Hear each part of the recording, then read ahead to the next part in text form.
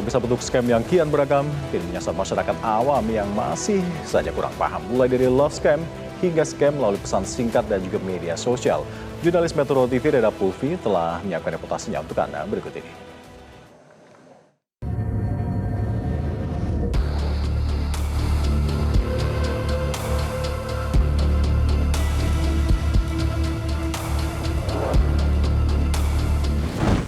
Scam kian merajalela di Indonesia. Setidaknya 66% orang Indonesia pernah merasakan scam, di mana sebagian besar merasakan 55 kali percobaan penipuan sepanjang tahun. Kalau kita lihat paling banyak scam dilakukan melalui pesan aplikasi instan dan panggilan telepon. Lalu bagaimana negara bergerak dan hadir untuk mengatasi scam yang kian meresahkan? Ikuti penelusuran kami.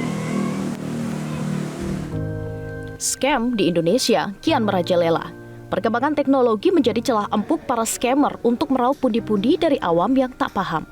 Bentuk scam pun kini beragam, mulai dari love scam, meraup keuntungan dari korbannya dengan dalih cinta, hingga scam melalui pesan singkat dan media sosial, mempermainkan psikologis korban hingga rela transfer jutaan rupiah. Sampai menipu korban seolah pelaku berasal dari institusi tertentu, tentunya dengan mengancam korban. Tak bermain sendiri, para pelaku melancarkan aksinya dengan terstruktur dalam sebuah komplotan. Awal Januari lalu, jajaran Polresta Yogyakarta berhasil meringkus jaringan love scam internasional dengan modus operandi penyedia konten pornografi dan interaksi chat berbayar melalui aplikasi kencan. Dari 64 orang yang diamankan, 6 diantaranya ditetapkan sebagai tersangka. Mereka mengincar warga negara asing mulai dari Amerika Serikat, Inggris, Kanada, hingga Australia. Setahun beroperasi, total mereka memiliki 200 karyawan. Namun, warga sekitar mengaku tak tahu menahu aktivitas ilegal yang dilakukan komplotan ini. Kalau itu memang bangunan itu memang sama pemiliknya memang dari awal memang dikontrakkan ya, cuma sudah berganti-ganti pengontraknya dan ini kebetulan kurang lebih 1 tahun.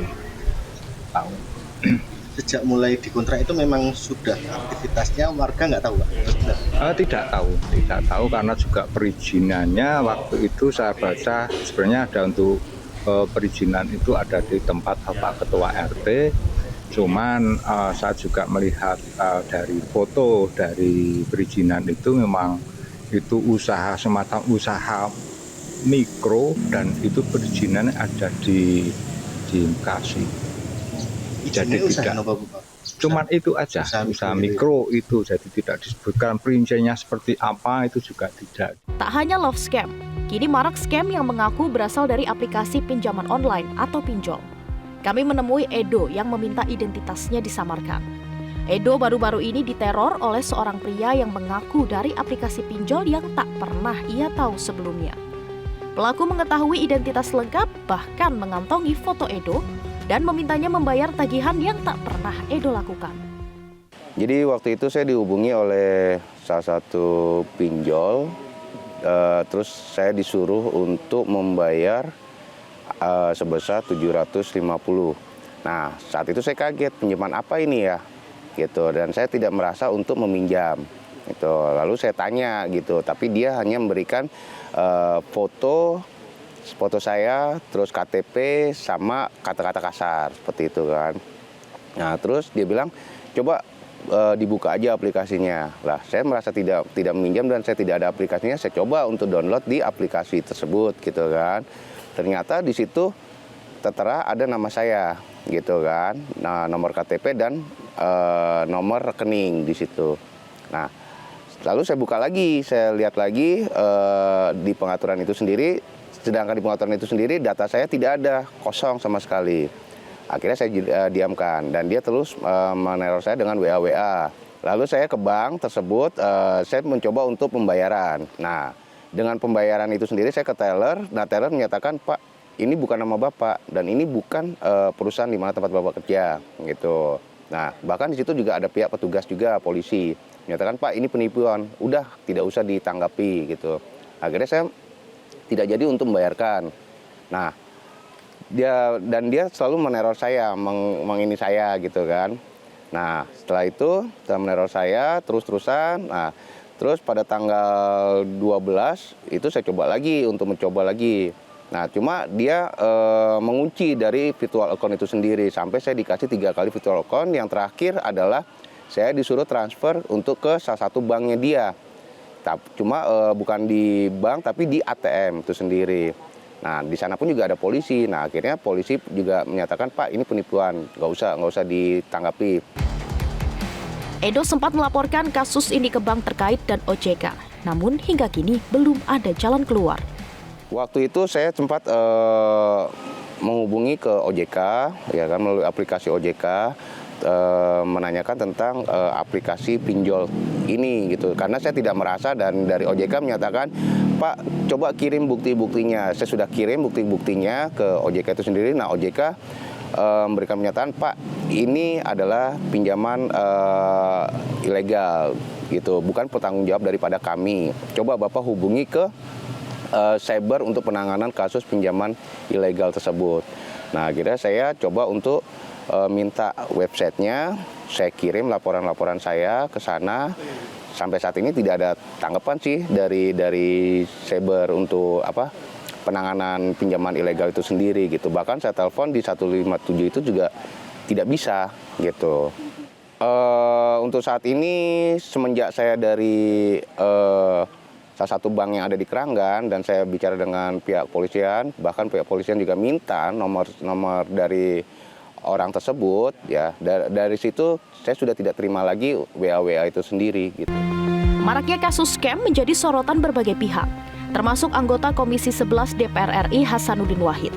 Ia mendorong Otoritas Jasa Keuangan atau OJK untuk mengawasi industri keuangan secara tegas. Masyarakat juga diminta lebih waspada. Jangan mudah memberikan data pribadi kepada siapapun, termasuk orang yang mengaku berasal dari lembaga atau institusi. Berdasarkan data Indonesia Anti-Scam Center atau IASC, sejak 22 November 2024 hingga 28 Desember 2025, tercatat 411.055 laporan penipuan dengan total kerugian mencapai 9 triliun rupiah. Dari jumlah tersebut, berhasil diselamatkan dana sebesar 402,5 miliar rupiah. Untuk menekan kerugian korban dan mempercepat proses penegakan hukum, OJK dan Bareskrim Polri menandatangani perjanjian kerjasama yang memungkinkan masyarakat untuk menyampaikan laporan pengaduan polisi secara langsung melalui sistem IASC. Perjanjian ini meliputi penanganan laporan pengaduan, penanganan laporan polisi, peningkatan kapasitas dan pemanfaatan SDM, hingga pemanfaatan sarana prasarana. Lalu, apalagi jalan keluar dari pemerintah? Registrasi SIM card berbasis biometrik ini mulai ditetapkan oleh pemerintah mulai tanggal 1 Januari 2026, namun sifatnya masih sukarela. Pelanggan masih bisa menggunakan NIK sebagai cara untuk mendaftar. Sementara mulai tanggal 1 Juli 2026, bagi Anda pelanggan baru SIM card ini wajib menggunakan biometrik wajah. Sementara bagi pelanggan lama tidak perlu melakukan registrasi ulang. Ini menjadi salah satu cara yang dianggap pemerintah untuk menutup celah kejahatan digital.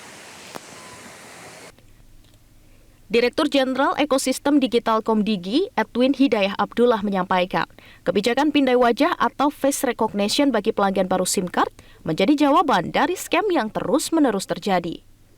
Pakar keamanan siber Pratama Persada menyebut kebijakan ini merupakan langkah positif, meski dalam pelaksanaannya masih banyak PR yang perlu diperhatikan, terutama terkait keamanan data pengguna.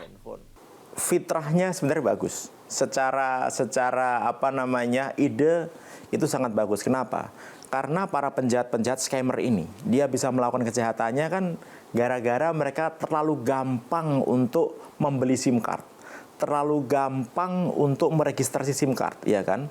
Dan sekarang juga banyak dijual tuh di toko-toko voucher pinggir jalan. Kemudian juga ternyata dimudahkan, yang dulu kita batas maksimal 1 orang 3 SIM card. Ternyata dengan 1 KK, dengan 1 NIK, itu ternyata bisa sampai ratusan, bisa banyak ternyata gitu, ya kan? Bahkan ada sampai ribuan, bahkan ada sampai ratusan ribu gitu. Nah, ini kan jadi problem, ya kan?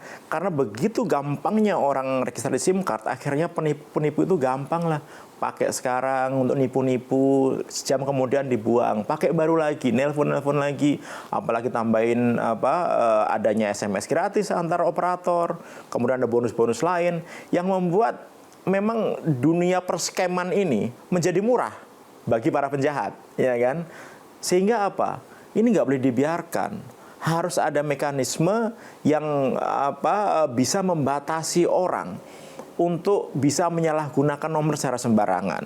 Sehingga muncullah ide untuk ya udah pakai biometrik aja gitu. Nah, yang jadi masalah gini, bagus idenya gitu. Yang jadi masalah adalah di Indonesia masalah keamanan itu masih menjadi masalah yang krusial sekali.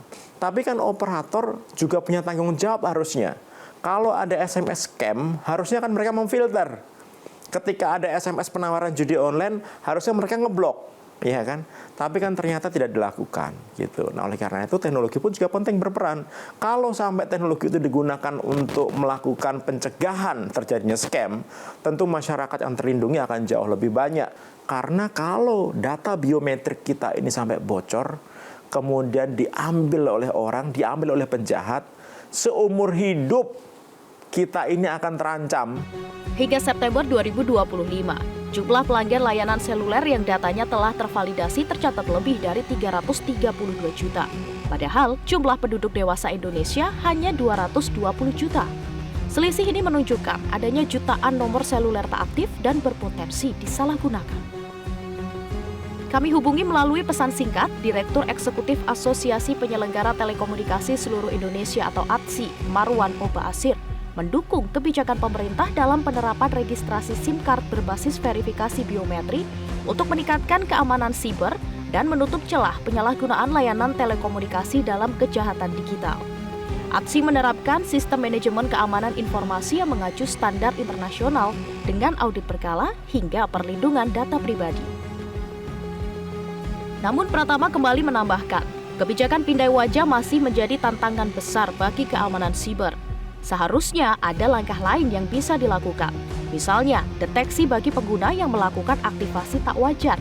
Namun, Ulasan tadi mengakhiri jumpa kita di Top Report kali ini pemirsa. Saya Ahmad Al-Kafi, mewakili rekan-rekan yang bertugas undur diri. Terima kasih atas perhatian Anda. Kita jumpa kembali Jumat pekan depan. Sampai jumpa. Jelajahi cara baru mendapatkan informasi. Download Metro TV Extend sekarang.